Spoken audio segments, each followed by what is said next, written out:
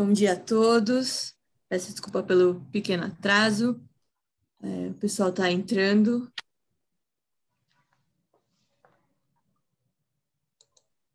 Vou deixar o pessoal entrar um minutinho, aí a gente já começa as apresentações. Hoje a gente vai ter o webinar Perspectivas Tributárias para 2022. Hoje a gente conta com o nosso parceiro FCR Law. Os palestrantes hoje vão ser Marcelo Coimbra, que é o sócio fundador do FCR, Júlia Silva e Lima, advogada do FCR, Flávia Castineira Brunner, advogada do FCR também, todos com muito gabarito para falar sobre as perspectivas tributárias para a gente. Acho que vai ser um evento muito proveitoso. Bom, sem mais delongas, pelo jantar da hora, eu passo a palavra para o Marcelo. Caso vocês tenham qualquer dúvida, podem colocar no chat ou no Q&A, que está ali do lado do chat, embaixo, na aba de baixo, que os palestrantes vão responder no final do webinar, tá bom? Então, Marcelo, a palavra é sua. Bom dia a todos, né? Agradeço a Câmara Alemã mais uma vez pela oportunidade, né? Agradeço a Helena e o Rafael. Então, aqui o nosso objetivo de hoje, né? Como o próprio nome do webinar chama, é dar uma perspectiva um pouco para o próximo ano, a partir também fazendo um balanço do que aconteceu em temas tributários em relação a 2021. Né? Então, hoje a gente dividiu aí, vocês vão ver aí a apresentação nesses temas, né? A gente tem atuado, o escritório é um escritório muito forte na área tributária, né? A gente tem uma equipe e tem muitos clientes aí nesse mundo Brasil-Alemanha, né? Então a gente vai tentar trazer aqui também, além de temas gerais de interesse, né, dos contribuintes no Brasil, alguns temas específicos dessa relação, né, entre matriz e subsidiária de empresas alemãs no Brasil. Né? Então a gente espera ser o mais aqui prático possível, né? Vamos passar um pouco rápido nos temas. Eu imagino que vocês, até pelo perfil aí dos participantes, já têm bastante conhecimento desses temas. A gente vai passar de uma forma mais rápida, até para sobrar um pouco mais de tempo no final para a gente debater, esclarecer as dúvidas, né? Então é isso, vamos dando início. O primeiro tema que a gente pensou em tratar, né, que ele deu uma esfriada agora no começo do ano, era um tema que estava muito quente o ano passado, né, que é o tema da reforma tributária. Né? Até um dos sócios aqui do escritório, o Eduardo Fleury, além de ser advogado, ele também é economista e ele tem participado ativamente, ele participa aí do grupo junto ao senador Rocha, que está liderando aí essa questão da reforma tributária. Ele tem participado ativamente aí das discussões do Senado e tal. Inclusive, a gente tem, para alguns clientes, feito até simulações para ver qual é o impacto financeiro da reforma tributária. Então, hoje, em termos de reforma tributária, tinham vários projetos no ano passado, né, discutindo o projeto do governo, da Câmara, do Senado. Projeto que agora, passado aí, teve a virada do ano, né? Esse ano é um ano, todos nós sabemos, um ano eleitoral. O governo, é claro, está focado em projetos de mais curto prazo, que possam ter um impacto direto na eleição, né? A reforma tributária é um projeto que a gente sabe que, mesmo quando for aprovada, vai ter uma fase grande de transição, então não está muito mais na prioridade do governo, mas, de qualquer forma, o projeto do Senado, né, que é liderado por um senador da oposição, né, mas que também está dialogando muito com o governo, é o que a gente vê que tem evoluído mais. Né, ele está agora, inclusive, para ser aprovado no Senado. A expectativa é que, na próxima semana, tenha uma aprovação dele na Comissão de Constituição e Justiça, e a partir daí vá para o plenário para ser aprovado no Senado. Então, a expectativa, né, e tenho conversado muito com o meu sócio a respeito disso, que ele está envolvido diretamente, ele disse que a expectativa, ontem estava conversando com ele sobre isso, a expectativa é que no Senado isso seja aprovado, boas chances de ser aprovado esse ano. Agora, é claro, a gente sabe que quando chegar na Câmara, a Câmara é mais sensível ainda à questão eleitoral, né, os deputados esse ano estão muito preocupados, o Senado, uma parte não é renovada, né, esse ano, então tem uma estabilidade maior, mas na Câmara a gente sabe que, né, esse ano vai ser um ano eleitoral, vai ser um pouco mais complicado. Então, assim, a nossa perspectiva é que haja aprovação no Senado, mas na Câmara o risco de isso não ser aprovado esse ano é um pouco maior. Mas, só para a gente passar rapidamente aqui, Então, no ano passado, como eu falei, a gente discutiu vários projetos, né? O projeto que hoje do Senado, que é esse que a gente entende que deve evoluir, há boas chances de ser aprovado, se não esse ano, ano que vem, que cria o chamado IVA dual, né? Ele trata especificamente da tributação, vamos dizer assim, indireta, né? E ele cria aí 2 IVAs, né? Por isso chama IVA dual. O CBS, que seria da União Federal, que reuniria, né, contribuição para bens e serviços, que reuniria hoje o PI, PIS, COFINS, né? Depois os estados e municípios ficariam com o IBS, com a unificação do ICMS e do ISS. Né? Tem uma discussão grande ainda a respeito da alíquota. A ideia é que a alíquota seja definida posteriormente, até para não travar a reforma, mas se fala aí numa alíquota de 11%, 12%. Então, isso tem gerado, é claro, alguns, como sempre na reforma tributária, né, o governo não quer perder, então qualquer reforma tributária que coloque em risco a arrecadação, né, não vai ter o apoio do governo, e aí trava a reforma. Mas também o que acontece? Você mantém a arrecadação, mas é difícil você mudar um sistema tributário sem beneficiar algum setor e prejudicar o outro, né? Os setores prejudicados, é claro, acabam fazendo aí uma pressão para não ser aprovada. Então, por isso que a questão da alíquota vai ficar provavelmente para um segundo momento, né? Então, essa é a perspectiva, só para dar um panorama geral, né? Não teve, no final do ano, havia uma expectativa de talvez ter a aprovação, pelo menos, de uma reforma parcial, com imposto de renda, sobre dividendos, isso também, o ano passado não foi aprovado, e nós não acreditamos que esse ano o governo... Isso era um projeto específico do governo, né? Então, eu não acredito que esse ano eles vão ter interesse nisso, até porque, pelo princípio da anterioridade, só entraria em vigor no próximo ano, quando já não estaria mais o governo. Ou, né, a não ser que, claro, o governo seja reeleito, mas a preocupação do governo agora ainda é garantir a eleição do que vai ser feito no primeiro ano do governo. Então, essa é um pouco a expectativa. Então, esse é o panorama aí da reforma tributária.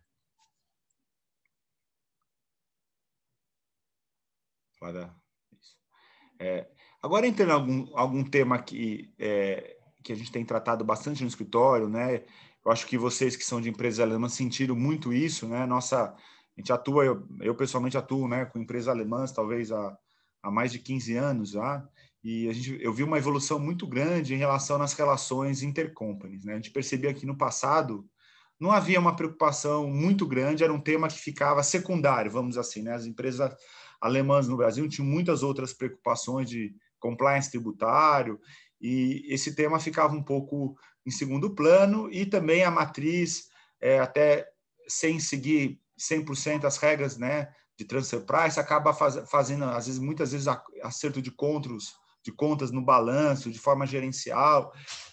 Mas o que a gente percebeu, né, sobretudo após aí o movimento da OCDE, né, do projeto chamado BEPS, né, que vocês devem também já ter ouvido falar, que tem mudado bastante o panorama, né? Eu diria de 3 ou 2 até um ano para cá, a gente tem percebido que muitas empresas alemãs que não se preocupavam tanto com o transfer price estão sofrendo uma pressão grande da matriz para organizar um pouco essa questão, né?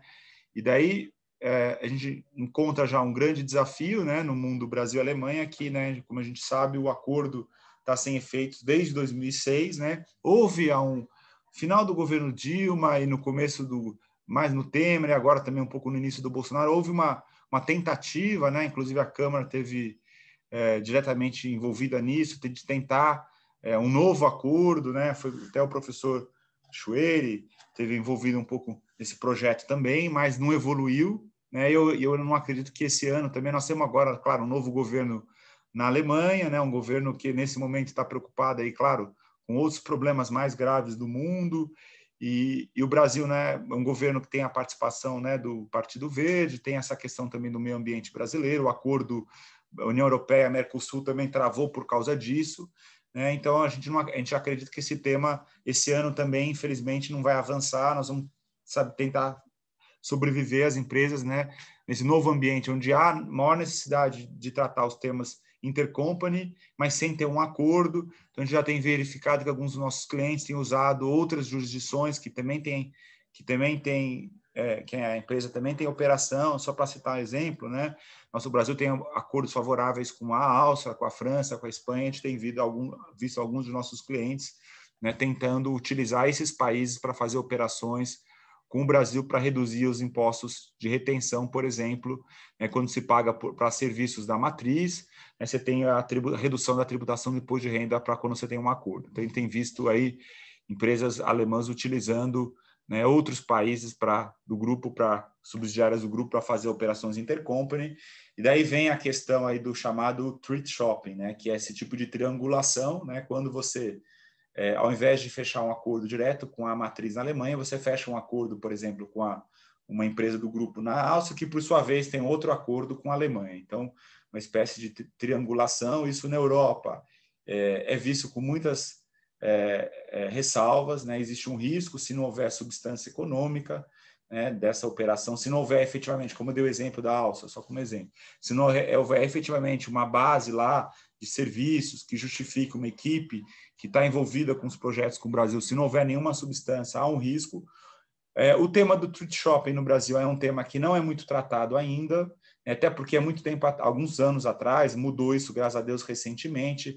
A Receita nem reconhecia os acordos para evitar dupla tributação, dizia que a lei interna se sobrepunha aos acordos, isso tem se mudado, então ela nem se preocupava com o thrift shopping, porque afinal ela nem reconhecia a aplicação de acordo, né? Então, muito menos essa questão da triangulação de acordos. Mas agora que a Receita tem aceito, tem um posicionamento cada vez mais firme aí dos tribunais, até o CARF tem uma posição mais recente, reconhecendo questões do acordo, no caso de regras de controlada, a Júlia vai tratar isso um pouco mais, né? A tendência é que esse tema também passe a ser apreciado pela Receita. Então, quando as empresas forem estruturar algum tipo de operação usando acordos com outros países do grupo, é bom estar atento à questão da substância econômica.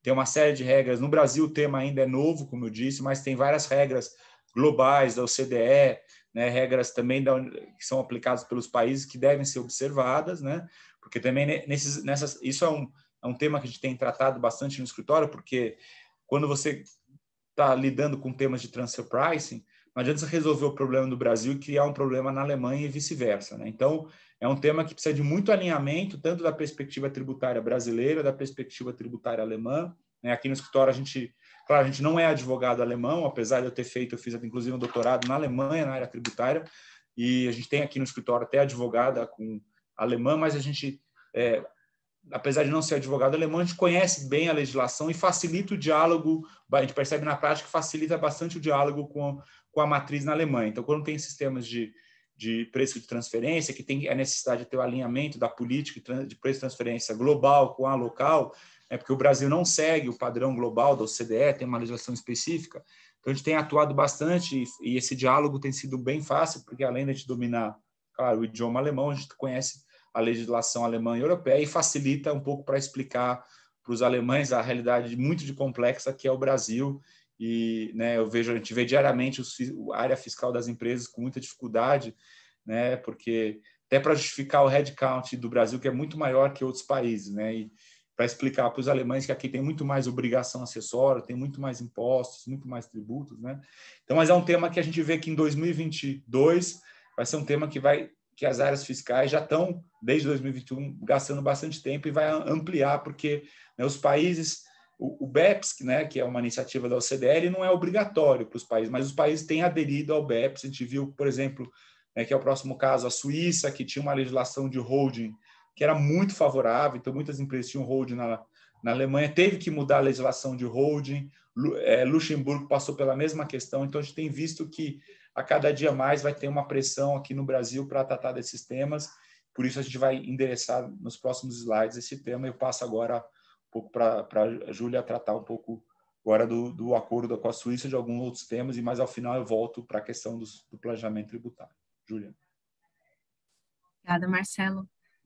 Bom, primeiro eu queria falar bom dia para todo mundo, agradecer a oportunidade de participar dessa conversa hoje.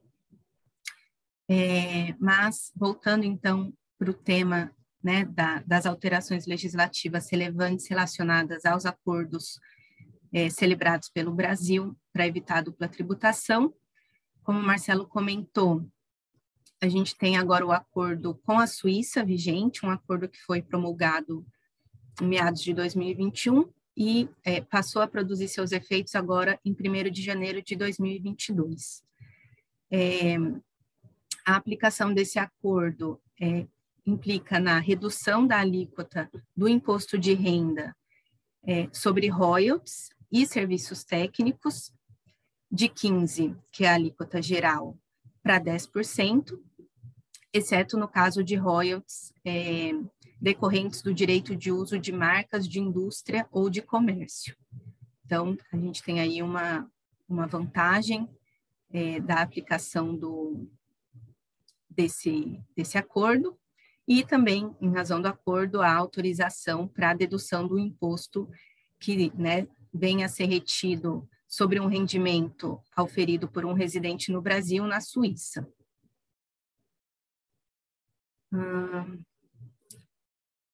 Um outro tratado que também passou a produzir efeitos agora em 2022 foi o tratado com os Emirados Árabes Unidos. Esse é o primeiro acordo celebrado pelo Brasil com um paraíso fiscal. Em geral, as remessas, né, os rendimentos que são remetidos para jurisdições consideradas pelo Brasil como paraísos fiscais estão sujeitas a uma alíquota de imposto de renda majorada, da alíquota geral de 15%, o rendimento está sujeito à alíquota de 25%. Então, em razão desse acordo, no caso específico de royalties e serviços técnicos, a alíquota é reduzida de 25% para 15%.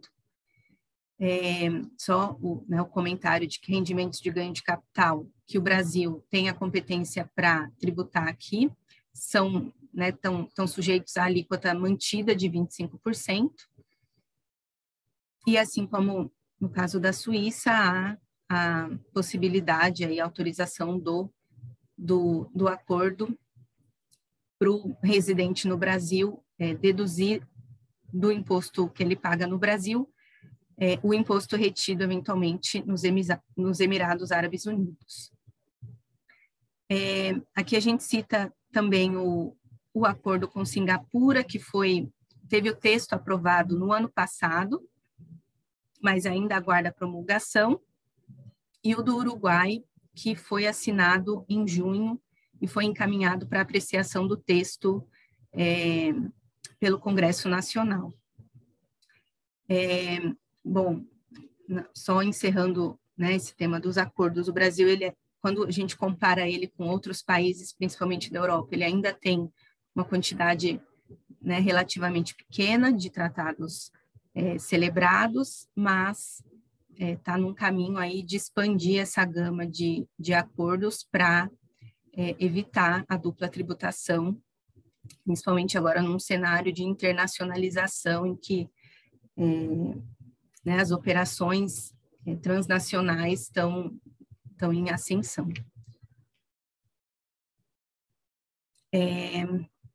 Bom, ainda falando de alterações relevantes, em específico agora da legislação federal, a gente teve a prorrogação da vigência dos ex-tarifários que tinham previsão, né, de vencimento em 31/12 de 2021 para 30/4 de 2022, né? No meados e para o final do ano passado, as empresas estavam preocupadas porque, né, estava um cenário incerto sobre a continuidade dos ex-tarifários, já que não houve aí um acordo no âmbito do Mercosul, nos órgãos competentes, mas no finalzinho do ano passado foi publicada essa resolução da GSEX, prorrogando, então, a vigência dos ex-tarifários que venceriam em dezembro de 2021 para 30 de abril de 2022. A resolução ela também prevê uma prorrogação adicional por meio de um procedimento simplificado até 31/12 de 2025, mas para isso os interessados tinham que ter se manifestado até dia 28 de fevereiro de 2022 para solicitar essa prorrogação adicional. Então, quem não solicitou, a princípio, tem que seguir o rito comum para fazer o novo pedido aí de ex-tarifário. Lembrando que o ex-tarifário é um benefício que reduz o imposto de importação de bens de capital e bens de informática e de telecomunicações que não tenham produção nacional, né, que não sejam produzidos no Brasil, e considerando que o imposto de importação é um tributo não recuperável, né, que o importador não consegue apurar crédito, é um custo, esse benefício é bem relevante para, enfim, para os importadores e para as indústrias que precisam, né, desses tipos de bens, já que não conseguem obtê-los em âmbito nacional. Outra alteração relevante foi a prorrogação da medida de desoneração da folha de pagamento. Ela estava com previsão de fim de vigência também no final do ano passado, no final do ano de 2021, mas foi prorrogada para 31 de dezembro de 2023. Lembrando que a medida de desoneração é uma medida optativa para o contribuinte, e que resulta aí no recolhimento da contribuição previdenciária, que incide em regra a alíquota de 20% sobre a folha de salários. Para quem opta, ela passa a ser recolhida sobre a receita bruta, a alíquotas de 1% a 4,5%, dependendo do setor. Essa medida ela abrange 17 setores, a prorrogação inclui todos os setores que já tinham ela vigente até o ano passado, e como uma medida de compensação dessa prorrogação da desoneração da folha, foi também reinstituído o adicional de COFINS importação de 1%, vigente a partir de 1º de abril de 2022. O adicional ele estava vigente até dezembro de 2020, então 2021 ele foi revogado, né, parou de produzir efeitos, mas agora alguns produtos que estão elencados na lei que trata do PIS/COFINS importação passam a se sujeitar a esse adicional de 1%.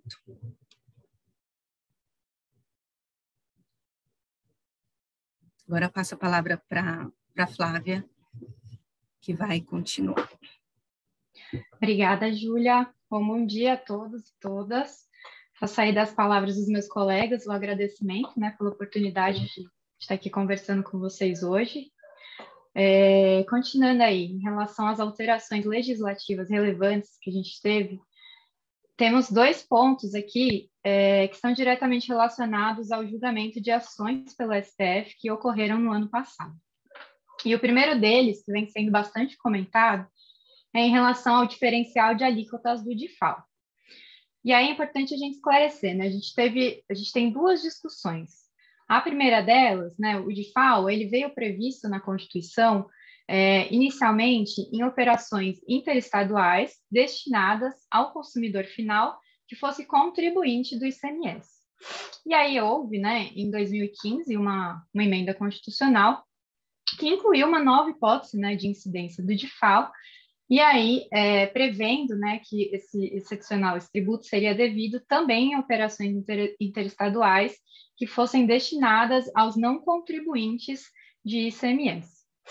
E aí começou-se uma discussão, né? A partir dessa emenda constitucional, os estados eles já vinham exigindo o diferencial de alíquotas nessas operações.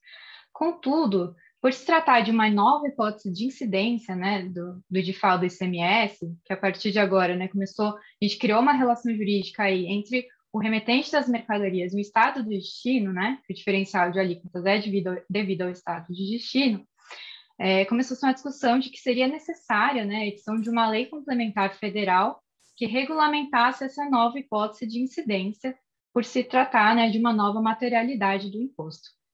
E aí isso foi levado a julgamento pelo STF, que no ano passado, né, em julgamento da ADI 5469 e no recurso extraordinário em repercussão geral 1228019, decidiu né, que, de fato, né, essa seria uma nova hipótese de incidência do DIFAL e que demandaria uma lei complementar federal para que ela pudesse passar a ser exigida pelos estados e pelo Distrito Federal. Mas, quando do julgamento, o STF ele modulou os efeitos dessa decisão de forma que, somente a partir de 2022, essa cobrança passaria a ser indevida se até lá o Congresso Nacional não editasse essa lei complementar. Então, a primeira discussão, né, foi em relação à necessidade ou não de uma lei complementar que regulamentasse essa hipótese do DIFAL para não contribuintes, que foi superada aí com essa decisão do STF. E agora, nesse ano, né, iniciou-se uma nova discussão relacionada ao DIFAL, que é especificamente sobre uma nova lei complementar, né, que já foi editada para tratar essa hipótese de incidência e a partir de quando ela produziria seus efeitos. O que aconteceu, na verdade, né, em decorrência dessa decisão do STF, o Congresso Nacional ele editou uma lei complementar ao final de 2021, regulamentando a hipótese do DIFAL para não contribuintes. Porém, essa lei complementar ela só foi sancionada, né, pelo presidente em 4 de janeiro de 2022. E aí, por conta disso, começou essa discussão porque o ICMS ele é um imposto que ele é sujeito a princípios constitucionais chamados, né, anterioridade nonagesimal e anual. Então, quando você cria uma nova hipótese de incidência ou majora, né, o imposto, necessariamente você vai ter que observar em 90 dias, que é o anterioridade nonagesimal, e 1 ano, né, no próximo exercício financeiro, para poder cobrar esse imposto, que é a anterioridade anual. E aí, né, os contribuintes estão defendendo, né, e do nosso ponto de vista, com razão, que somente poderia começar essa cobrança a partir do exercício de 2023, uma vez que essa lei só foi sancionada em 2022. Então, agora, né, existe essa discussão sobre o início da vigência dessa lei, e cada estado vem tratando isso de uma forma diferente, né? Alguns estados começaram a exigir o DIFAL já no início de 2022, outros ali a partir de abril, e foram, inclusive, ajuizadas novas ADIs, né, perante o Supremo Tribunal Federal, justamente para discutir a partir de quando, né, em relação a 2022, se ela produziria efeitos normalmente ou não, e se o DIFAL seria devido nessas operações nesse ano. Muitos contribuintes têm ingressado, inclusive, né, com ações judiciais para requerer a suspensão da cobrança do DIFAL para o ano de 2022, e cada estado, né, tem adotado um posicionamento, alguns já tiveram decisões favoráveis, como é o caso de São Paulo, Distrito Federal, em outras decisões, né, liminares não concedidas, como é o caso do Espírito Santo e Bahia. Então, ainda é um cenário um pouco... tem ainda muito questionamento, né, jurisprudencial, mas o STF vai, enfim, definir isso, e esperamos aí de forma favorável ao contribuinte, porque em outras oportunidades já reconheceu que aplica-se a anterioridade anual ao ICMS. O segundo ponto, que também foi uma alteração legislativa muito importante, né, que a gente teve aí em 2021, foi em relação à questão do CEPOM.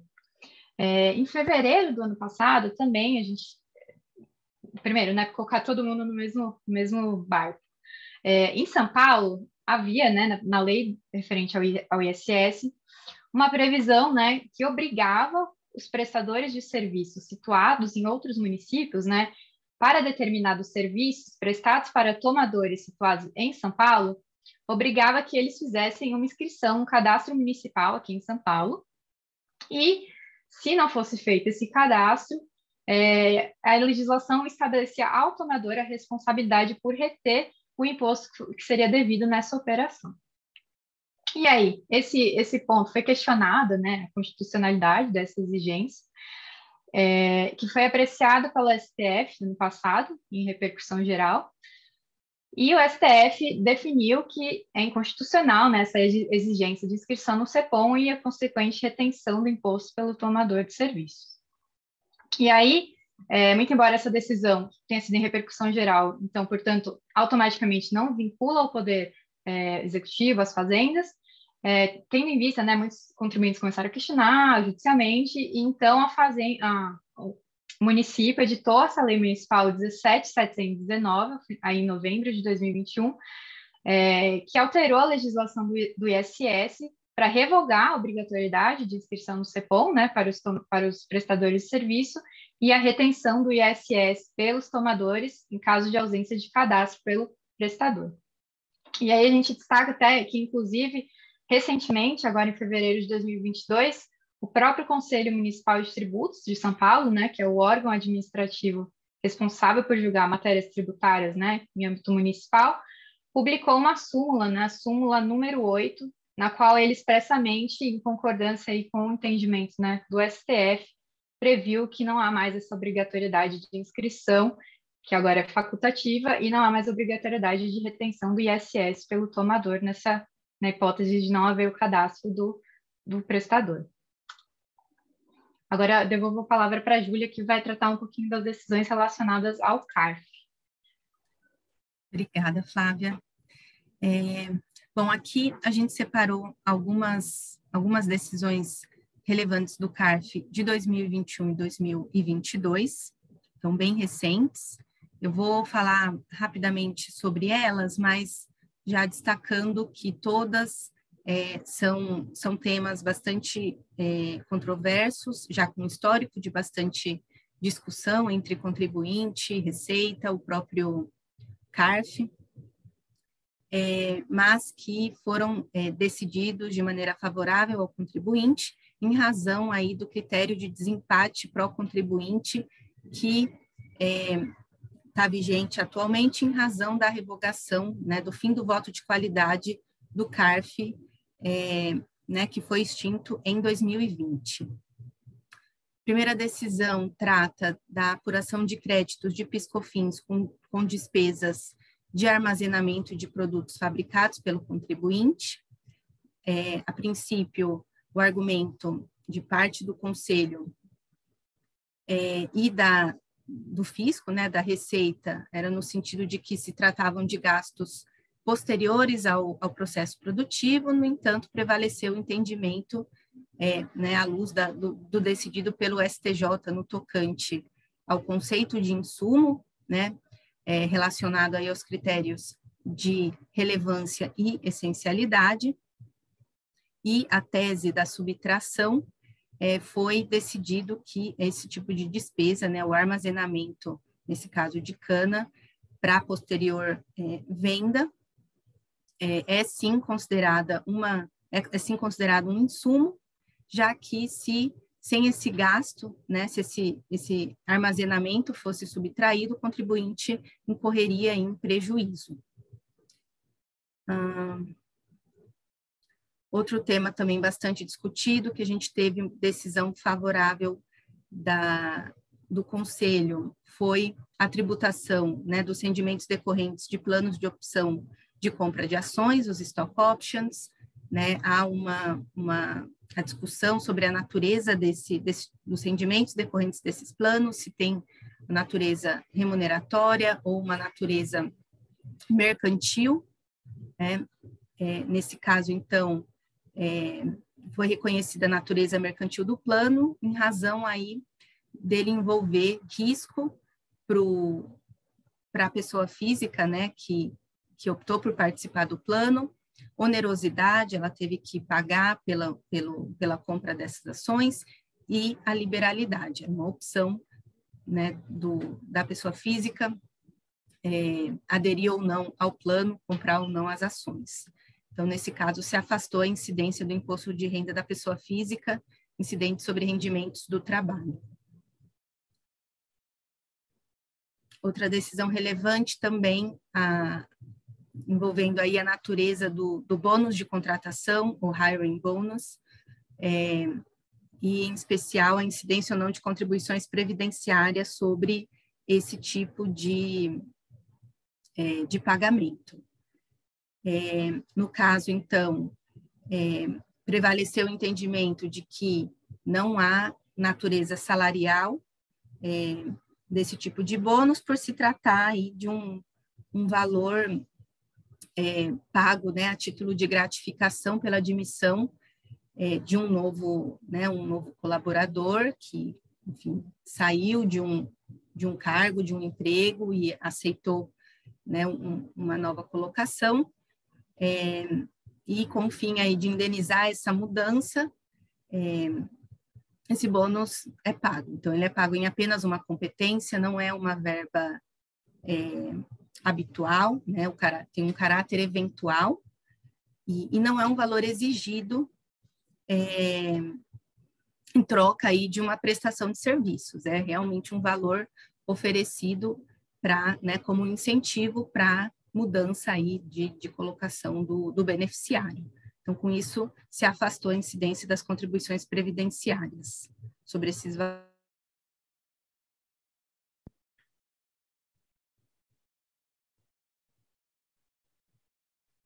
Um outro tema bem relevante é a questão da aplicação do artigo 7º dos acordos internacionais celebrados pelo Brasil e o afastamento da aplicação das regras de CFC, né, as regras brasileiras que implicam aí na tributação automática de lucros auferidos por controladas estrangeiras. Nesse caso, né, são 3 julgamentos, todos da Câmara Superior, favoráveis ao contribuinte em razão do critério, né, de desempate para o contribuinte. Foi afastada a aplicação do artigo 74 da MP 2158, né, e prevaleceu a aplicação do artigo 7º dos acordos, segundo o qual os lucros, eles só são tributáveis no Estado, na jurisdição de residência da empresa, né, da pessoa que aufere esses lucros. Então, afastou-se a competência do Brasil para tributar esses lucros auferidos por controladas no exterior. Só, né, um detalhe que esses 3 julgamentos, eles tratam no período em que o artigo 74 da MP ainda estava vigente. Eles não tratam da lei 12.973, que revogou esse artigo e que, né, hoje é aqui vigora. Mas, a princípio, né, já é um indício, considerando que, né, os tratamentos são semelhantes, né, há argumento para se aplicar o mesmo entendimento. E, por fim, um julgamento aí sobre também a natureza do adiantamento para futuro aumento de capital, o AFAC.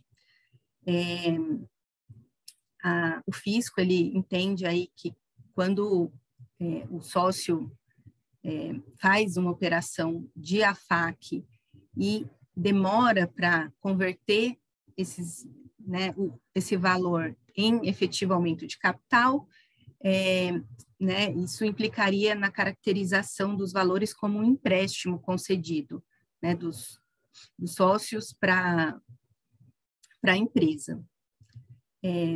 No entanto, né, não há previsão legal estabelecendo um prazo limite para que haja conversão do AFAC em aumento de capital, e, em razão disso, o entendimento que prevaleceu na Câmara Superior foi de que não há natureza de empréstimo e não há, então, incidência do IOF. Volto a palavra para a Flávia. Bom, agora entrando aí no âmbito do judiciário, né, a gente destacou algumas decisões relevantes proferidas em 2021, especialmente aí do Supremo Tribunal Federal, né, que tem realmente agido como um protagonista nas demandas tributárias. A gente viu no ano passado teve um número crescente assim, de julgamentos tributários, também em decorrência das sessões agora virtuais, né, foi um resultado também da Covid.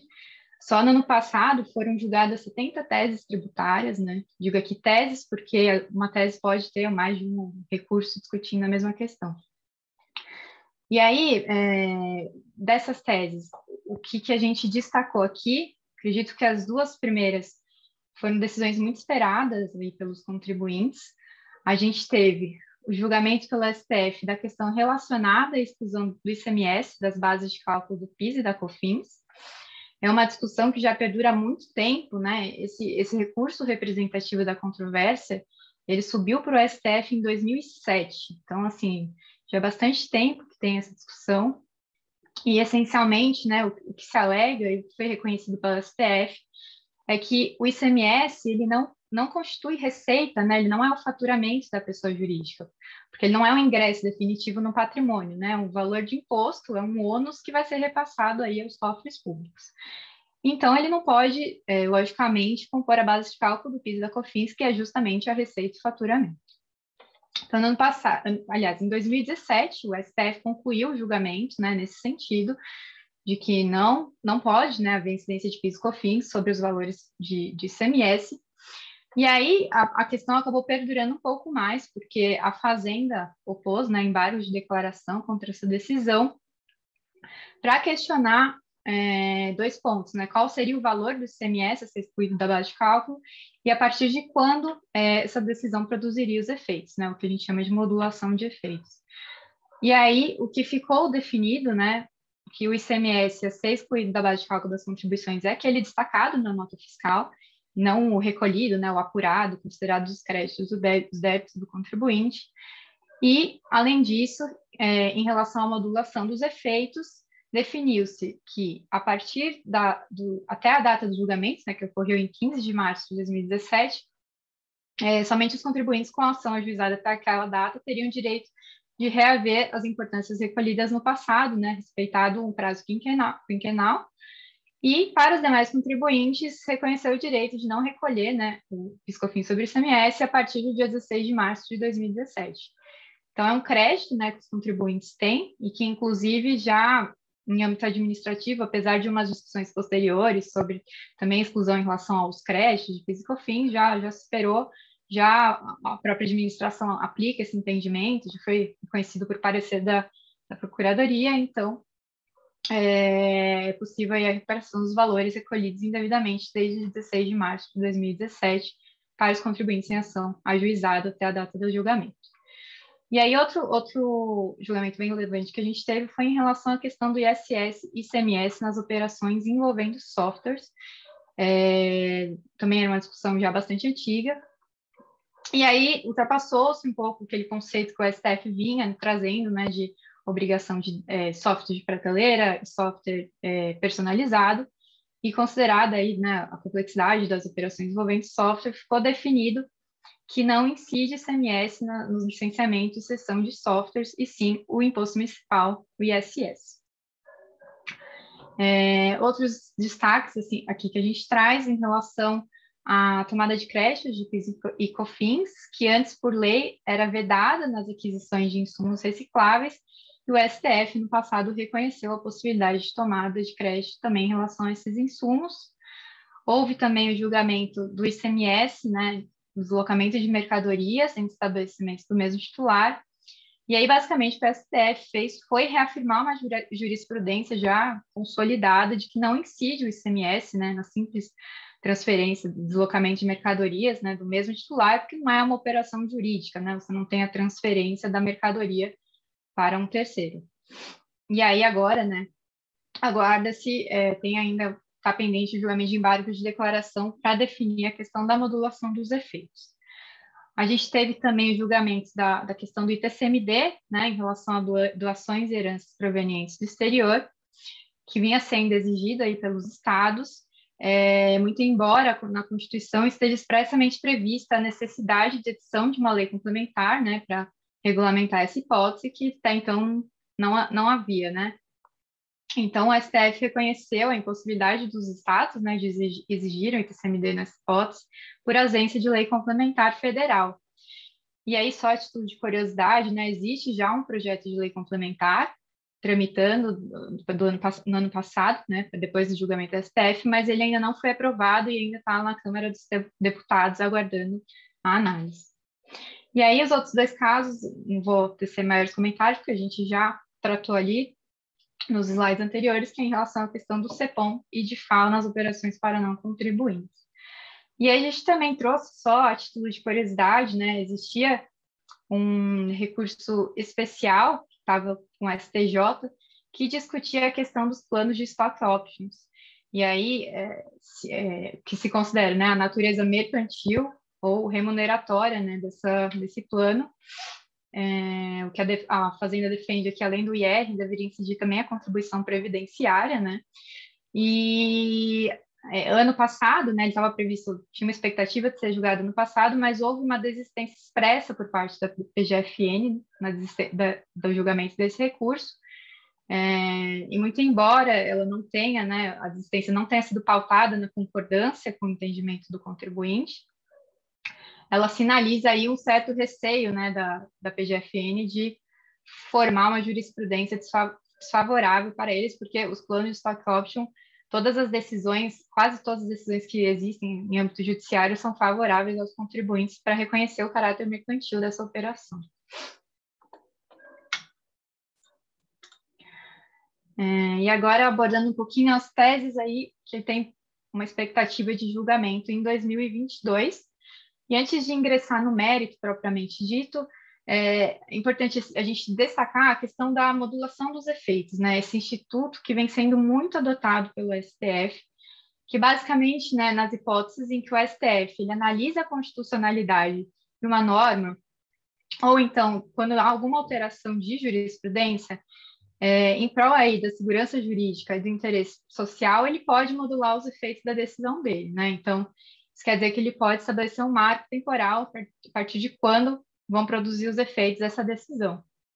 Então, atualmente, né, além da preocupação em acompanhar as teses, em acompanhar os fundamentos jurídicos empregados, a gente tem também, na prática, essa nova preocupação, né, a partir de quando essa decisão vai produzir efeitos, né, inclusive as decisões favoráveis aos contribuintes. E o que a gente tem notado, né, que via de regra, o que o STF tem adotado é modular os efeitos de forma que somente os contribuintes que ingressaram com uma ação para discutir determinado tributo, até a data do julgamento, né, pelo STF da matéria, que estão tendo a possibilidade de recuperar valores relativos ao passado.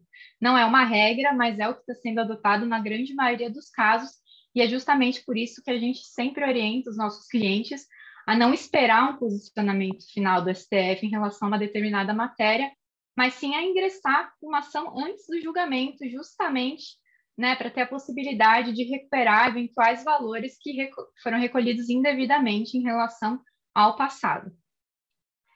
E aí, né, com isso em mente, é sempre importante, avaliando os temas, né, de interesse da empresa, ter isso em mente em relação ao ajuizamento de uma ação. E aí, bom, a primeira tese aqui que a gente destacou se refere ao reintegro, né, que é um regime aí, especial para os exportadores, destinado ao incentivo, né, de produtos manufaturados, na exportação de produtos manufaturados. E aí, esse incentivo é na forma de um crédito, né, a recuperação do custo federal dessa cadeia de produção. E aí, o crédito que a empresa teria direito, ele é fixado num percentual, que por lei é previsto até 3%, e aí facultado ao Poder Executivo estabelecer a alíquota efetiva. Então, o que a gente teve foi, a princípio, uma fixação, havia uma previsão de que a alíquota seria de 3% a partir aí de 2018, mas esse decreto 8.415, né, que regulamenta esse regime especial, ele foi alterado sucessivas vezes e sem maiores justificativas para reduzir esse percentual de crédito, né, que atualmente está previsto em 0,1%, foi previsto a partir de 2018, e aí, consequentemente, majorando, né, a operação de exportação. E aí a gente tem perante ao STF duas ADIs, né, e também um recurso extraordinário que questionam esse ponto do reintegra, e o recurso extraordinário ainda não foi pautado, ele discute basicamente o princípio da anterioridade anual, né, porque esses decretos de 2018 eles foram implementados automaticamente, não respeitaram aí o próximo exercício financeiro.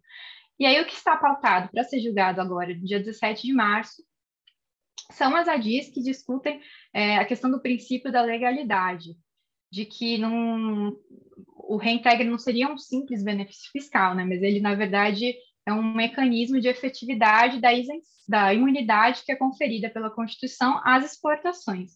Então, ele não pode ser alterado assim, de forma discricionária, porque justamente ele foi criado para desonerar as exportações. Outro tema bastante relevante é em relação ao voto de qualidade do CARF.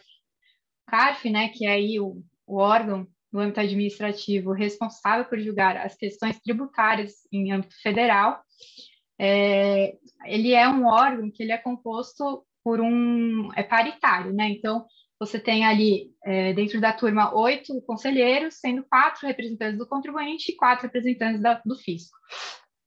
E aí havia uma previsão legal de que, em caso de empate, né, na discussão, prevaleceria o voto do fisco, né, que é o voto do conselheiro presidente da turma, representante da Receita.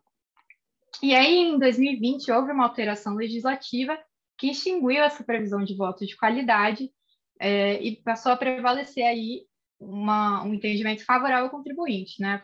A decisão seria desempatada de forma favorável ao contribuinte. Em decorrência disso, a Fazenda, né, ajuizou aí algumas ADIs perante ao STF para discutir a constitucionalidade da extinção do voto de qualidade. O julgamento ele chegou a ser iniciado em 2021, o placar ficou empatado, com um voto favorável ao contribuinte e um voto favorável à Fazenda, e agora está pautado para ser retomado o julgamento no dia 23 de março, e esse cenário ainda é uma discussão bastante complexa, então é um pouco incerto como que vai ser o desfecho dessa questão. Também aí, mais em âmbito, né, processual, a gente vai ter um julgamento sobre a coisa julgada em matéria tributária, que basicamente são casos, né, o caso de fundo se refere à CSLL, que quando instituída, né, muitas empresas questionaram a constitucionalidade da contribuição e tiveram aí decisões transitadas em julgada reconhecendo que não teriam a obrigação de recolher a CSLL, e aí depois houve uma análise pela STF que reconheceu a constitucionalidade da contribuição. E aí o que se discute é o limite da coisa julgada, né? Quando o contribuinte tem uma decisão individual transitada em julgada, que lhe favorece, né, em relação a um determinado tributo, posteriormente os tribunais superiores mudam essa jurisprudência, né, em sentido contrário àquela decisão que o contribuinte já tem a seu favor. E não é, a gente sabe que, né, tem o Instituto da Ação Rescisória para discutir, mas a questão seria se, havendo essa mudança de entendimento jurisprudencial, isso automaticamente, né, encerraria ali os efeitos da coisa julgada que o contribuinte já tinha ao seu favor. O julgamento ele ainda não foi iniciado, está previsto para foi pautado para o dia 11 de maio desse ano. Outra questão também relevante é em relação à CID, remessas ao exterior, que ela foi instituída, né, como um incentivo aí à informática, o desenvolvimento do setor de informática, e aí ela devida a alíquota de 10% nas remessas, né, destinadas ao exterior, em contratos de licenças de uso e transferência de tecnologia, serviços técnicos, assistência administrativa e royalties de qualquer natureza. E aí está se discutindo a inconstitucionalidade total, né, dessa contribuição. Basicamente, os argumentos são a questão da não referibilidade dessa contribuição e não intervenção em domínio econômico, porque aí o setor, a tecnologia da informação não seria, na Constituição não estaria previsto na ordem econômica, mas sim na ordem social, então seria a responsabilidade do Estado, né, por meio da arrecadação, estimular esse incentivo à tecnologia, e também aí a questão de isonomia em relação aos importadores. E há também um argumento subsidiário, no sentido de que ainda, né, que se reconhecesse a constitucionalidade da CID, ela deveria incidir somente naqueles contratos nos quais efetivamente haja uma transferência de tecnologia. Porque o que a gente vem, né, observando é que a Receita Federal exige a contribuição em contratos que não têm, né, uma efetiva transferência de tecnologia, que é licença de software, alguns casos de consultoria. Então, esse seria um argumento subsidiário. O julgamento também não foi iniciado ainda e está pautado aí para ser julgado no dia 18 de maio de 2022. Outro assunto também, que esse acaba atingindo a todos os contribuintes, é em relação à multa isolada de 50%, no caso de uma compensação não homologada ou restituição não deferida pela Receita Federal.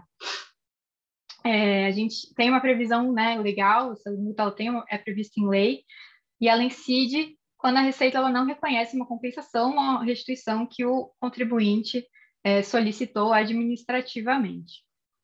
E aí, então, a compensação basicamente é um cruzamento de contas, né? Eu tenho um crédito, eu tenho um débito e eu vou querer utilizar esse crédito para quitar uns débitos que eu tenho aberto. Então, se a Receita ela não reconhece esse direito, além do tributo, né, que já seria devido, ela lança um auto de infração de uma multa isolada, né, de 50% sobre o valor do tributo. E aí se questiona a constitucionalidade da aplicação dessa multa, né, porque basicamente o direito de petição do contribuinte, e você acaba tornando aí desestimulando, né, o contribuinte a solicitar as compensações, as restituições, tratando como se fosse um ato ilegal esse pedido, que não é, né? A sanção ela é aplicada em decorrência de um ato ilícito, claro, ressalvados casos, né, de fraude, de má-fé, não é isso que acontece, o contribuinte simplesmente está exercendo o direito de ter reconhecido um crédito que ele entende de direito. A gente teve, né, o julgamento iniciado em 2021, com o voto favorável do relator, ao contribuinte, mas teve um pedido de destaque, por conta disso o recurso ele foi retirado de pauta e vai ser reiniciado em sessão presencial, que está previsto para ser julgado no dia 1º de junho. E aí a gente trouxe 2 outros julgamentos que eles ainda não estão pautados, mas que são também bastante relevantes, e o primeiro deles é a questão do regime não cumulativo de PIS e COFINS, sobre as questões dos insumos. E qual o cenário, né? A gente já teve um julgamento anterior pelo Superior Tribunal de Justiça, no sentido de que os insumos são, né, os bens e serviços essenciais e relevantes para as empresas. Agora, a discussão está em âmbito constitucional, que vai ser analisado o regime não cumulativo. O que se alega é que na Constituição não existe essa restrição a somente insumos e que por isso as empresas poderiam fazer jus ao crédito de qualquer bens e serviços, né, relacionados aí à sua atividade. Muito embora a gente não esteja tão esperançoso em relação a essa tese, provavelmente a STF vai dar cores, né, mais cores sobre a questão do regime da não cumulatividade e, claro, né, os contribuintes que eventualmente tenham algum crédito, tomem algum crédito de algum insumo que considerem duvidoso, é uma oportunidade também de buscar discutir, considerada aí a possibilidade de modulação de efeitos da decisão. E um julgamento também bastante esperado em relação à exclusão do ISS das bases de cálculo do PIS e da COFINS. Os fundamentos são os mesmos em relação à questão do ICMS e dos COFINS, né, em essência, que o ISS não constitui a receita da pessoa jurídica. O julgamento ele chegou a ser iniciado, né, anteriormente, nos anos de 2020 e 2021. Houve um empate, mas aí um pedido de destaque pelo ministro Luiz Fux, e por isso ele foi retirado de pauta. Muito embora, né, desde o julgamento do ICMS para cá, tenha havido aí uma alteração da composição do STF, em razão da aposentadoria dos ministros Celso de Mello e Marco Aurélio, a gente acredita que ainda há chances de êxito nessa demanda, inclusive seria difícil até para o STF justificar, né, em sentido contrário da questão do que foi decidido em relação ao ICMS, e é sempre importante, né, reiterando novamente o ajuizamento de ação em razão da questão da possibilidade de modulação de efeitos da decisão. Bom, eu passo a palavra agora de volta para o Marcelo, que vai tratar um pouco do planejamento tributário internacional. Retomando o tema, ele está muito ligado à minha fala inicial, né? O que a gente percebe de uns anos para cá, quem está mais tempo na área tributária percebeu isso. Antes o Brasil era um país mais fechado do ponto de vista não só econômico, isso da época ainda antes do governo Collor, onde nem havia importação. O Brasil foi se abrindo do ponto de vista econômico, né? E isso se acentuou muito com a economia digital, né? A economia digital não tem fronteiras, né? O modelo tradicional de economia industrial, onde você tem importação de bem físico, né, você consegue separar os países claramente, né? Um país produtor, outro país importador, é muito claro aonde está a produção, aonde está o consumo do bem, né? E na economia digital, como ela é intangível, isso não é muito claro. Então, a economia digital não respeita as fronteiras dos países, né? Tanto que não há nem o próprio conceito de importação não se aplica ao bem digital, porque não há entrada física no território. Então, esse fenômeno do crescimento da economia digital, ele gerou impacto não só no Brasil, mas globalmente. Então, as principais economias do mundo sentiram a necessidade, né, via o CDE, mas também a União Europeia, de regular um pouco a questão tributária dos bens digitais, porque todas as grandes economias estavam perdendo, porque as empresas de bens digitais que passaram a ser essenciais na economia e grande parte da receita dos países, né, tributária ligada a esse tipo de economia digital, o que aconteceu? Elas começaram, claro, a montar planejamentos tributários, aproveitando, né, espaços na legislação. Houve um fluxo muito grande de empresas, por exemplo, para a Irlanda, uma série, e começaram, mesmo as empresas que não eram da economia digital propriamente dita, começaram a utilizar estruturas, né, de bens intangíveis, né, um caso ficou muito famoso da Starbucks, né, na Inglaterra, em que, né, a Starbucks, apesar de ter milhares de lojas na Inglaterra, o lucro dela estava na Irlanda, né, mas como se a operação da empresa está num país, como que o lucro está em outro país? É claro, aí de forma utilizando a legislação dos países, né? E isso por isso não era considerado ilegal. Ela, a princípio, né, transferiu os intangíveis para, por exemplo, para a Irlanda, e a partir da Irlanda cobrou royalties sobre as receitas, né, das bebidas não só sobre marca, mas sobre receita das bebidas, e assim por diante. Então, com isso eu dei o exemplo esse caso foi da Starbucks, mas isso aconteceu com muitas empresas, né? Grandes empresas globais de tecnologia, né, se utilizaram muito desses modelos. Então, em razão disso, houve uma série de mudanças internacionais da legislação, como eu comentei, já teve o BEPS. Isso tem, de um lado, uma cobrança, como eu já comentei, muito maior das autoridades fiscais, todos os países, para estruturas de planejamento que não tenham substância econômica.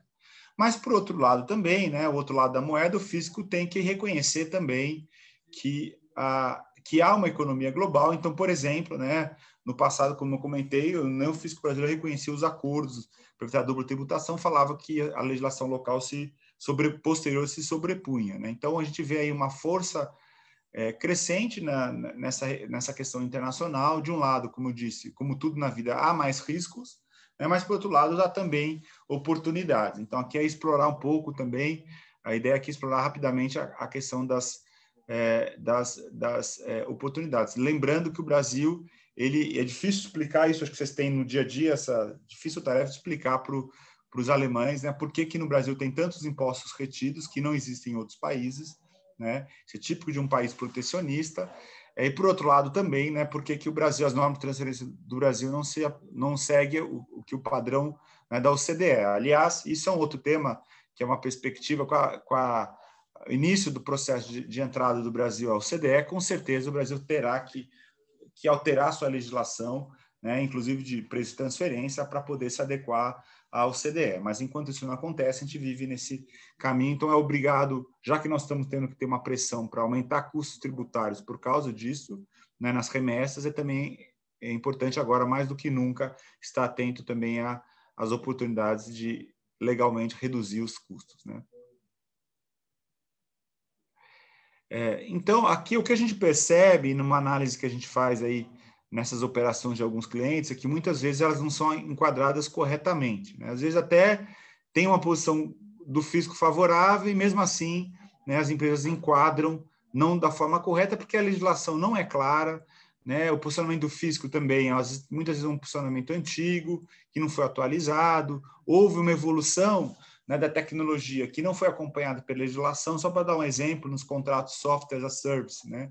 O que é isso? É tecnologia, o nome de Software as a Service. Software é tecnologia, serviço é serviço. No Brasil, diferentemente de outros países, há um tratamento diferente para serviços e royalties, por exemplo, né? Então, existem vários caminhos aí e para organizar um pouco melhor essa relação entre matriz e subsidiária para enquadramento, como enquadrar essas operações e, segundo, enquadrar corretamente, né, para não pagar, por exemplo, a gente sabe que né, a carga tributária sobre um serviço é mais de 40%, sendo que, em algumas hipóteses, a gente tem clientes que a gente estrutura, por exemplo, operação de licença como direito de comercialização de software, para dar um exemplo, onde a carga tributária é bem mais baixa. Então, é importante a empresa estar atenta, rever as operações que ela faz, ou com as empresas do grupo, ou com terceiros lá fora, né, para verificar se não tem um enquadramento mais adequado da operação para fugir das tributações mais elevadas de serviço por exemplo, né? E é claro, a gente sempre defende isso, né? Isso tem que estar amparado na substância, né? E também em contratos. A gente vê muitas vezes a empresa enquadra, às vezes corretamente, mas você vai verificar o contrato que é celebrado com a matriz ou com outra empresa, o contrato não corresponde ao enquadramento tributário, né? Ou o invoice que chega do exterior também descreve o serviço de uma forma diferente do que foi o enquadramento tributário. Então, é importante não só ter esse enquadramento, que esse enquadramento tenha a substância, mas que também seja refletido na documentação, porque isso pode fragilizar muito, ainda mais esses temas onde não há uma interpretação clara do fisco, né? Então, é importante ter uma substância econômica, mas também documentação formal que dê respaldo. Então, é muito importante estar atento, porque, como eu comentei, muitas vezes na análise que a gente faz, às vezes o enquadramento está correto, mas a documentação não reflete o enquadramento. Aqui, então, como eu disse, alguns dos caminhos para otimizar, né, é a aplicação dos acordos para evitar a dupla tributação, né, porque a redução, em muitos casos, do imposto de renda, né, já tendo um ganho de 15% ou 10%, dependendo do caso, você tem a redução dos royalties, então a empresa precisa entender, dentro dessa perspectiva global, né, se é possível firmar um contrato ao invés da empresa com a Alemanha, com outra empresa do grupo, né, ou as próprias empresas europeias estão buscando caminhos. A gente, nessa questão do cost sharing também, a gente tem apoiado, né, empresas alemãs a eventualmente ter uma estrutura em outro país para poder centralizar as despesas e os serviços, né, para a América Latina, né? O Brasil não é um país favorável para prestar serviços, né, financeiros, RH, para empresas do grupo na América Latina. Temos alguns casos, tem um caso de uma grande empresa, por exemplo, alemã, que estabeleceu seu centro de serviços compartilhados no Uruguai.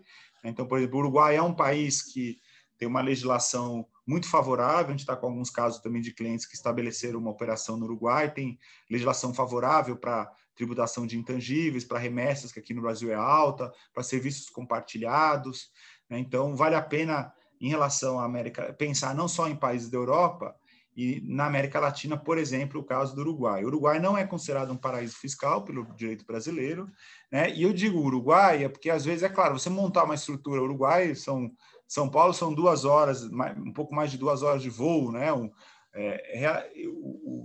Está dentro do Mercosul, é possível enviar, por exemplo, pessoas para trabalhar no Uruguai sem a necessidade de visto.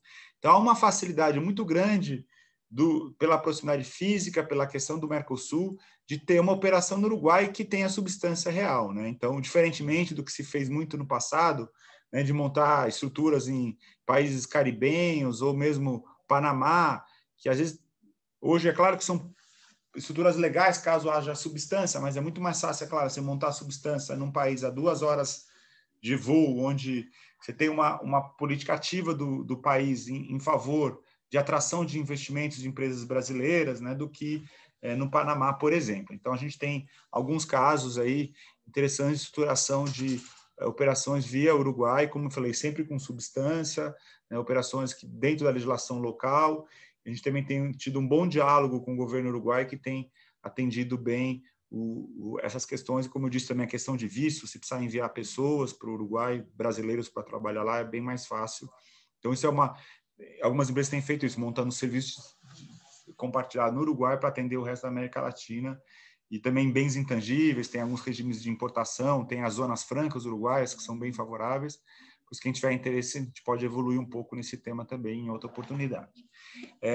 Mas aqui, mesmo explorando o Brasil, a gente tem atendido alguns clientes nos contratos de compartilhamento de despesa, né, o famoso cost sharing, né? Como eu disse, é muito comum, né, a matriz na Alemanha centralizar despesas do grupo, né?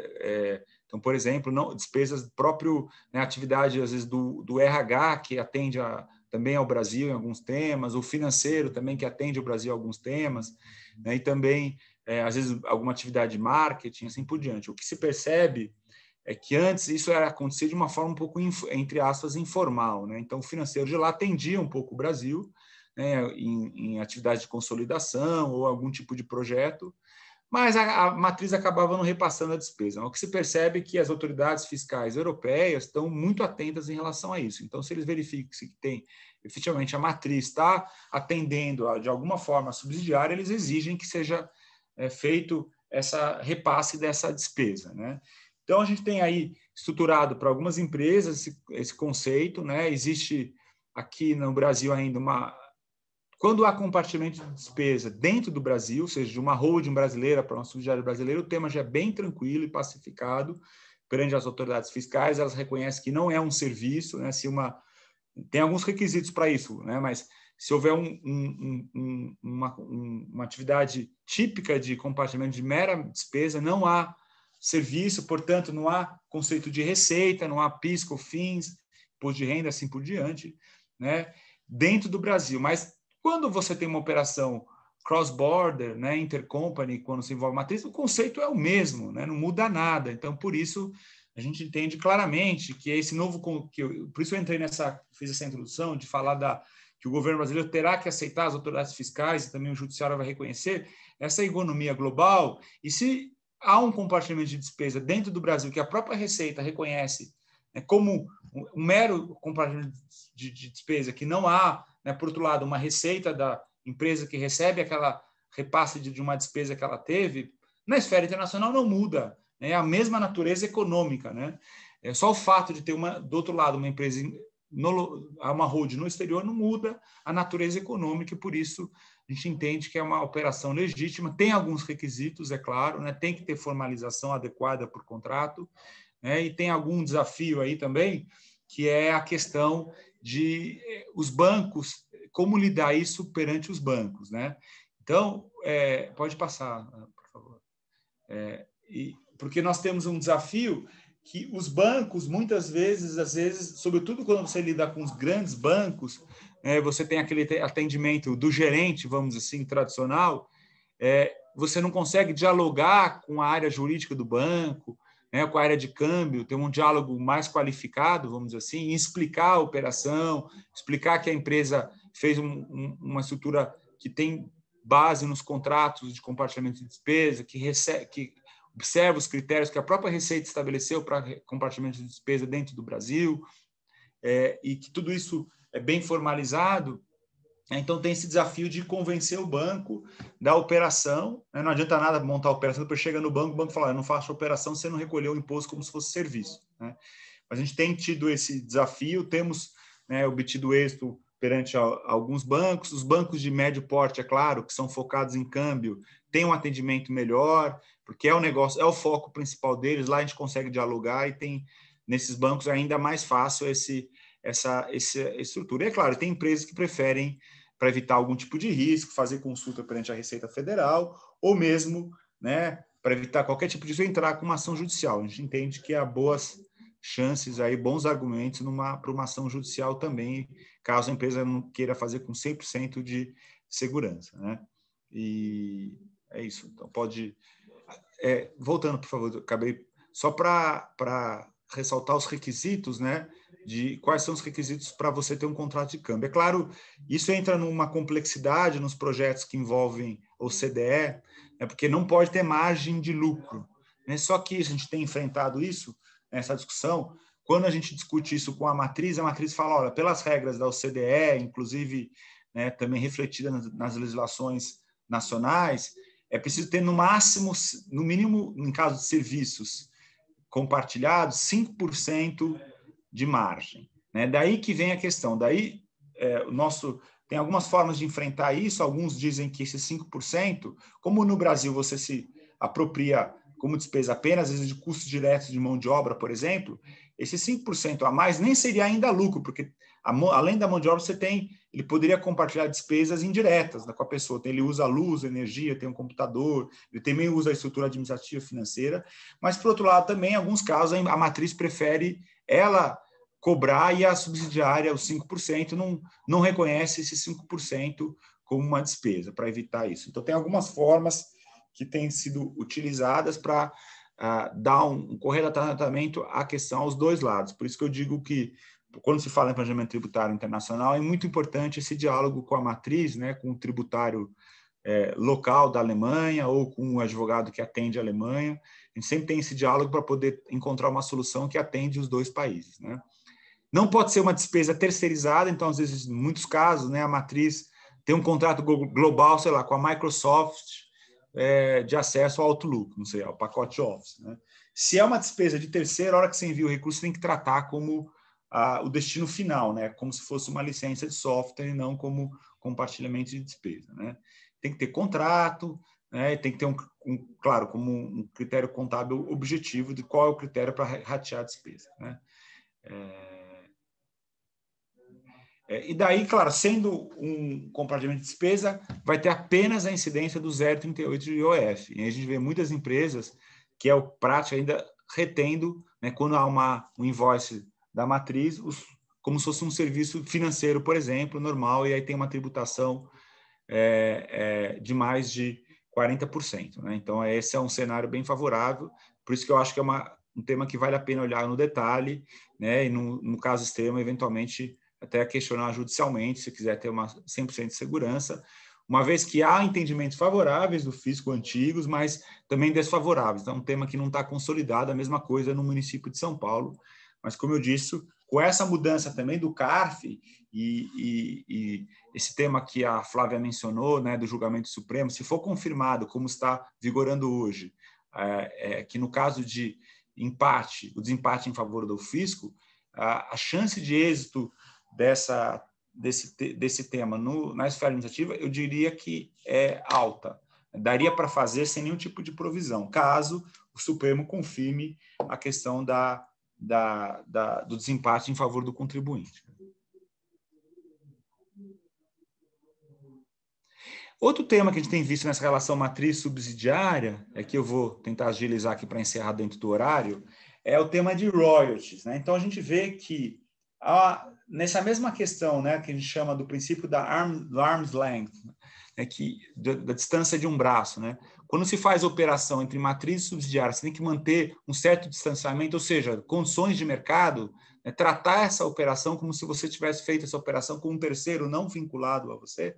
Se isso do ponto de vista do transfer price, para você não ter nenhum ganho tributário, do mesmo lado, em relação também às questões de dedução. Ou seja, né, por que não deveria ser respeitado também os princípios do arm's length na hora de fazer deduções? Assim, qualquer tipo de restrição a qualquer tipo de dedução só pelo fato de ser sócio, né, já entendemos que é claramente ilegal, né, é uma tributação de uma não renda, e daí por isso, né, nós entendemos que nesse novo momento do judiciário que tem reconhecido os acordos internacionais, essa ordem tributária global, entendemos que a grande chance de êxito numa discussão como essa, caso a empresa deduza royalties, por exemplo, quando paga para sócios, né, e que não há nenhum sentido, quer dizer, há regra de transfer price para isso, né? Ou seja, o fato de eu fazer uma operação com o meu sócio, eu não posso considerar, por princípio, como ilegal. Se for a nível de mercado,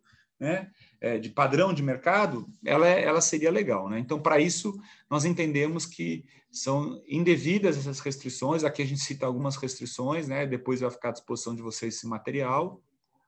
Pode passar. Eu já falei um pouco da questão do arm's length, né? E aqui teve até um posicionamento recente que fala que se for para alguma outra empresa do grupo, mesmo que não seja sócio porque a lei fala em sócio, mas se você enviar para outra empresa do grupo que não é seu sócio direto, então a própria Receita tem reconhecido que não se aplicariam essas restrições, o que já mostra que há uma evolução em relação ao reconhecimento. Então aí é uma forma mais fácil e sem risco de mudar a operação, ao invés de pagar, né, direto para a matriz, tem que ter substância a isso, pagar para alguma outra empresa do grupo, né?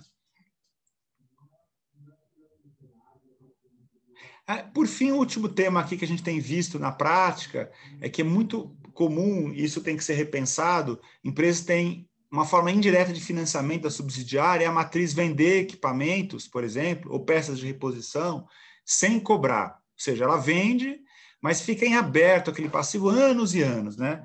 É uma forma indireta de financiar a subsidiária. Então, aqui há um risco efetivo de o fisco entender que isso é um empréstimo. Afinal, se eu não estou cobrando durante muito tempo, indiretamente é como se eu estivesse emprestando dinheiro e tem incidência do IOF. Então, a gente recomenda, que isso seja feito de uma forma bem estruturada, que não se alongue demais isso, né, documentação formal, e de qualquer forma, caso haja algum tipo de questionamento, a gente aplicaria aqui o próprio entendimento do CARF, que a Júlia comentou, dos adiantamentos do AFAC, ou seja, você manter uma conta com sócio em aberto durante um tempo não significa que aquilo é um empréstimo. Da mesma forma, quando ele te adianta capital, não é um empréstimo, se você não converter em capital depois de um curto espaço de tempo, a mesma coisa se ele te vende e não te cobra. Mas, é claro, considerando sempre o princípio, né, que eu comentei do arm's length, em algum momento ele tem que te cobrar, ou pelo menos exigir uma cobrança, ou renegociar um pagamento, porque se fosse alguém não relacionado, ele não deixaria uma conta em aberto para sempre. Então é importante dar um tratamento a isso, né, e tentar de alguma forma liquidar isso. Tem algumas formas de fazer isso, por exemplo, alguns clientes que têm, por exemplo, prejuízo acumulado, né, é possível e tem reconhecimento da receita, de compensar prejuízo acumulado com dívida que o sócio tem com a empresa. Então, tem formas de liquidar essa operação, né, sem ter problema do tributo, sem deixar a operação em aberto também. Né? Então, acho que era isso que a gente ia tratar aqui hoje. Estamos aí chegamos no tempo e fica aí um tempinho ainda adicional para responder alguma dúvida que tenha surgido. Obrigada, Marcelo, Júlia e Flávia. Acho que foi extremamente elucidativa a palestra e muito, muito explicativa. Vamos lá, a gente tem 2 perguntas no chat aqui. A primeira é do Roberto. Poderiam falar sobre o impacto, caso haja, do decreto 10.979 desse ano, em relação ao decreto 10.929 de 2021, que passa a valer a partir de abril, relacionado à redução do IPI e alteração do TIPI. Acho que vocês falaram bastante, né, sobre o IPI, mas só para a gente dar uma resposta específica para o Roberto, se vocês puderem. Esse é o decreto que reduz a alíquota do IPI, né? Ou seja, o impacto vai ser um impacto financeiro de redução das alíquotas, né? Ou seja, eu acho que não tem nenhuma questão aí de maior indagação jurídica. Não sei se é mais uma questão de redução mesmo de carga com impacto econômico favorável às empresas. Não sei se a Júlia e a Flávia tem mais algo aí para completar em relação a isso. Não, a princípio é isso. O que aconteceu hoje, até saiu, acho que ontem nos jornais, hoje houve algumas falhas, parece que no decreto, em termos formais, de referências, eles vão corrigir isso, parece. Então, a tempo, né? E como é redução de imposto, então não precisa respeitar a anterioridade, né? Então, vai ser corrigido a tempo e as empresas vão poder aproveitar dessa redução dessa carga tributária. O João acho que complementou que a maior dúvida seria quanto à vigência dele, quando que ele entraria de fato em vigência. Se eu entendi certo, João, me corrija aí, Roberto também, que acho que o senhor ainda está na reunião. Quando encerra a vigência do decreto anterior, claro. Sim. Eu preciso analisar, para ser sincero, a gente não analisou esse ponto especificamente ainda, né? A gente pode depois até fazer uma análise específica, né? Sem nenhum compromisso, e encaminhar para o Roberto e tal. Mas, a princípio, né, como é uma redução de imposto e pelo IPI não há necessidade de respeito nesse caso, anterioridade, né, a vigência vai ser o que está definido na legislação que reduz, né? Mas, para ser sincero, como a gente não analisou ainda esse tema especificamente para algum cliente, a gente pode depois te encaminhar algo mais detalhado, não tem problema. Perfeito. Então, o Roberto depois pode entrar em contato pelos contatos que vocês deixaram em aberto também, caso ainda surja uma dúvida mais específica, mas acho que era isso mesmo, que ainda está tramitando, né? Então, realmente a vigência ainda não está acontecendo. A outra pergunta é do Paulo. Hiring bônus é uma coloquialidade, chamamos de luva? A dúvida. Né? Se eu posso responder, sim. O hiring bônus também é chamado de luvas, né? Bônus de contratação, luvas ou hiring bônus, que é a expressão em inglês. Perfeito. Por enquanto, acho que tínhamos essas dúvidas em aberto. Caso alguém ainda tenha alguma dúvida, a gente ultrapassou uns minutinhos, mas, enfim, caso alguém tenha alguma dúvida, fiquem à vontade para colocar. Caso não, como o Marcelo comentou e eu respondi no chat também, a gente vai disponibilizar essa apresentação depois, pelo e-mail. O Guilherme deixou a avaliação do webinar. E espero que todo mundo possa ter respondido. Caso não tenha mais nenhuma dúvida, agradeço muito a parceria com a FCR e o webinar, acho que foi muito proveitoso para todos. Obrigado a vocês, a Câmara, e obrigado à participação de todos. E a gente está à disposição depois, né, de forma informal, vocês podem mandar um e-mail com alguma dúvida que tenha surgido após a leitura também do PowerPoint. Fiquem à vontade. Depois o Roberto também, a gente pode mandar, vou mandar de qualquer forma a resposta para a Câmara, depois ela pode encaminhar para o Roberto e tal, ou ele fica à vontade para nos contactar também. Perfeito. Tenham um bom dia. Bom dia, obrigada. Obrigada, bom dia. Muito obrigada e bom dia a todos.